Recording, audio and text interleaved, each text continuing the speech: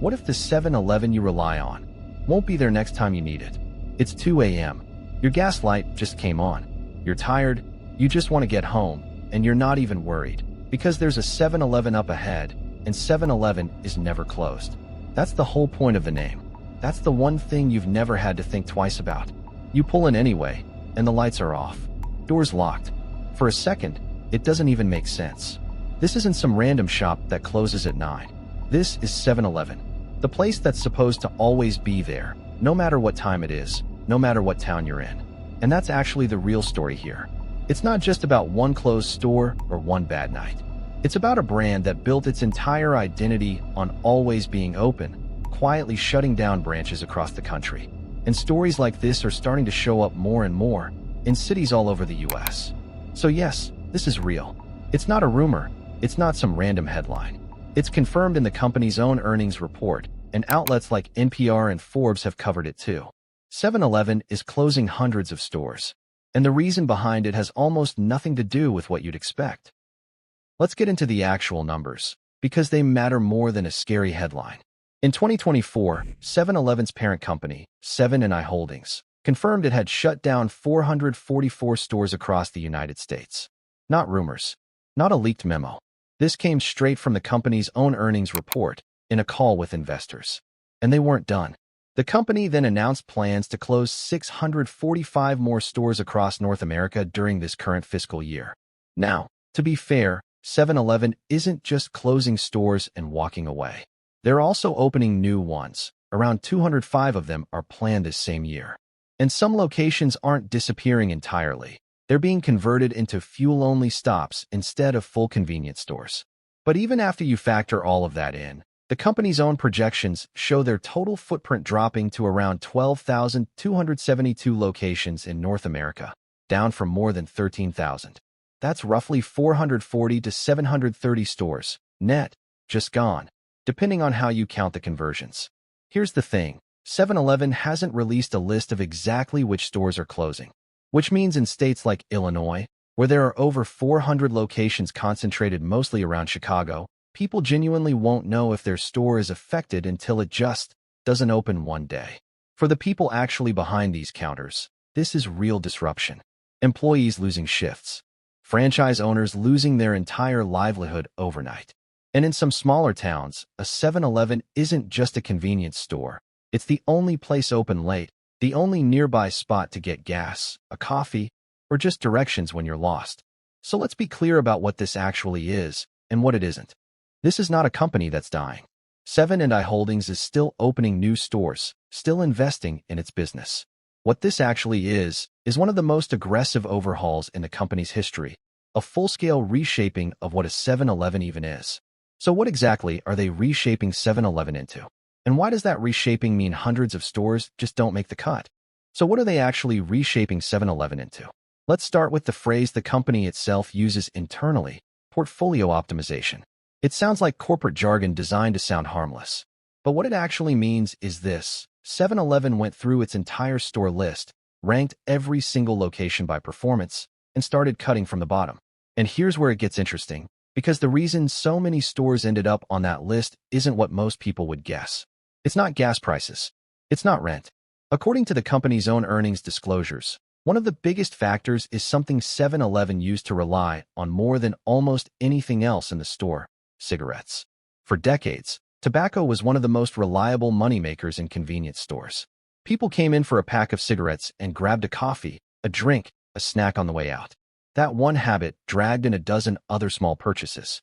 But cigarette sales have been sliding hard for years. The company's own reporting points to a decline of roughly a quarter of that category since 2019, as fewer smokers replace the ones who quit. And here's the part that actually matters. When that customer stops coming in for cigarettes, they don't just stop buying cigarettes. They stop showing up at all. That's the mechanism. Losing the cigarette sale doesn't just shrink one line item. It kills the whole trip. No more grabbing a coffee on the way out. No more impulse snack at the register. So the stores that got cut weren't unlucky. They were the ones that leaned hardest on a business model that's quietly been dying for years. Small footprint, cigarettes, and fuel up front, snacks as an afterthought. Which means the real story isn't 7-Eleven is struggling. The real story is that the entire convenience store industry's old formula is breaking down, and 7-Eleven got caught having leaned on it the longest. So if the old model is dying, what's actually replacing it? Because the answer is already sitting inside a handful of 7-Eleven locations right now, and it looks nothing like the store you grew up walking into. So if the old model, cigarettes and fuel up front, is dying, what's actually replacing it? Look at two names you've probably driven past 100 times without thinking twice: Wawa and Sheetz. While 7-Eleven was still leaning on its old formula, these two chains were quietly rewriting what a convenience store is even supposed to be. Made-to-order hoagies, fresh coffee bars, hot food you'd actually choose on purpose, not as a last resort. And it worked. Across the industry, food went from a small side category to one of the biggest profit drivers convenience stores have. In 2004, prepared food made up about 12% of in-store sales industry-wide. By 2024, that number was closing in on 30%. Here's the part that should genuinely surprise you. 7-Eleven, the company that's been around for almost 100 years, the one everybody thinks of first when they think convenience store, didn't roll out its first real answer to this until October of 2024. That's not a typo. While competitors spent 2 decades building out food programs, 7-Eleven only just opened its first large-format, food-focused store in Allen, Texas, calling it the new standard. Think about that for a second. The most recognizable convenience store brand in the country was playing catch-up to chains that many people outside the East Coast have never even set foot in. But here's the twist. Once 7-Eleven actually built the thing, it worked. Stephen Dacus, the company's CEO, told investors these new standard locations were pulling in 45% higher sales per store than a typical 7-Eleven. That's not a rumor or an estimate from an outside analyst. That came directly from the company's own leadership on an earnings call, which makes the next part sting a little more. The stores getting closed right now aren't just old or unlucky. A lot of them are stores that physically can't be converted into this new format. Too small, wrong layout, no room for a kitchen. For those locations, there's no upgrade path. Closing was the only outcome left on the table. So 7-Eleven found a formula that clearly works. It's just 15 years too late for the stores it's cutting right now. And that raises a much bigger question than, why is 7-Eleven behind on food? Because this same company also had a much larger fight on its hands, one that had nothing to do with sandwiches or coffee bars. It came from Circle K's parent company, Alimentation Couche-Tard, in a bid that eventually grew to nearly $47 billion. In August of 2024, a company most Americans have never heard of quietly made a move that could have changed 7-Eleven forever. Alimentation Couche-Tard, the Canadian company that owns Circle K, 7-Eleven's biggest direct rival, offered to buy 7&I Holdings outright for $39 billion. 7&I said no. Not just no, they called the offer too low and said it didn't seriously address the antitrust problems a merger like this would create. Because think about what this deal actually meant. 7-Eleven is the largest convenience store chain in the country. Circle K is the second largest. Combine them, and you'd get a single company controlling roughly 1 out of every 5 convenience stores in America. Couche-Tard didn't walk away. 2 months later, in October, they came back with a bigger number, this time closing in on $47 billion and offering to sell off around 2,000 overlapping stores to smooth over the antitrust concerns. And then something unexpected happened. In November of 2024, a member of 7-Eleven's own founding family, Junro Ito, son of the company's late founder, stepped in with his own plan, a management buyout worth $58 billion, an attempt to take the company private and keep it out of Couche-Tard's hands entirely. For a moment, there were 2 separate multi-billion-dollar offers on the table for the same company. Ito's plan ultimately fell apart over financing. Meanwhile, 7&I was fighting back in other ways. They replaced their CEO with Stephen Dacus, the company's first foreign chief executive. They announced a massive restructuring, selling off their underperforming supermarket business, planning a U.S. stock market listing, and launching a stock buyback worth roughly $14 billion.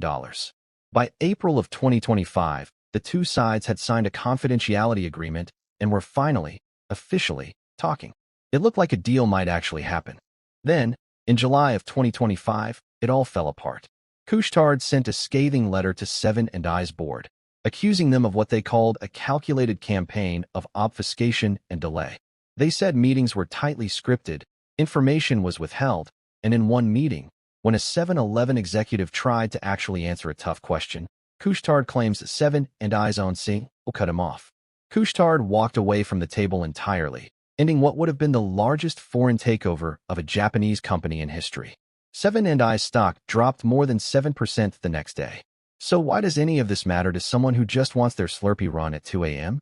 Because everything you've heard in this video, the closures, the portfolio cuts, the food overhaul, all of it happened while this exact fight was going on in the background.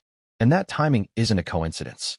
It raises the real question: was 7-Eleven closing stores to survive, or closing them to look strong enough that nobody could take it over or take it apart in the first place? So if Couche-Tard walked away in July of 2025, why is 7-Eleven still cutting hundreds of stores nearly a year later? It's tempting to think this is all still about Couche-Tard. It's not anymore. The real answer has almost nothing to do with the takeover fight. It has to do with what 7 and I wants to become on its own.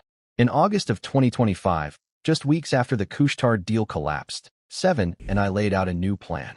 The centerpiece was a public stock listing of 7-Eleven's entire North American business, separate from the parent company, originally targeted for the second half of 2026. Alongside it, they announced something huge: plans to open 1,300 new stores across the U.S. by 2033 and build a pipeline of 2,300 new locations globally. This wasn't just about raising money. Going public would let 7-Eleven's North American business, the part of the company that generates roughly half of its total convenience store profits, finally be valued on its own, separate from the struggling parts of 7 and I back in Japan. But then, in April of 2026, that plan hit a wall. 7 and I announced the IPO would be delayed to fiscal year 2027 at the earliest, an 11-month delay at minimum. The reasons stacked up fast: rising gas prices cutting into fuel traffic, persistent inflation squeezing customer spending, and same-store sales that had actually declined 0.4% over the past year. Here's why that detail matters more than it sounds like it should. You don't get to walk into Wall Street and ask investors to pay top dollar for a business that's currently closing stores and losing customers. Every closure, every food-focused remodel, every portfolio optimization you've heard about in this video. It's also 7-Eleven quietly cleaning house before it ever has to answer to public shareholders. CEO Stephen Dacus said it plainly in the company's own earnings presentation: the timing of any IPO will be driven strictly by value. Translation: they're not going public until the numbers look good enough to justify the price tag. And right now, closing underperforming stores is one of the fastest ways to make the numbers look better. So here's where that leaves US. A near-miss takeover, a stalled public offering, hundreds of stores gone. Shrink first, so you can grow stronger later. That's the actual strategy behind everything you've just watched. But 7-Eleven isn't only shrinking. While all of this was happening, the company was also quietly building the version of itself it's betting its entire future on.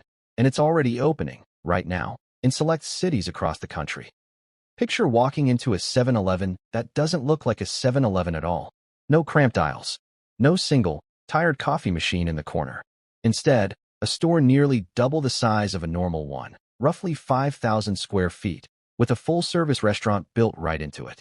This isn't a concept. It already exists. It's called the New Standard, and the first one opened in Allen, Texas, back in October of 2024.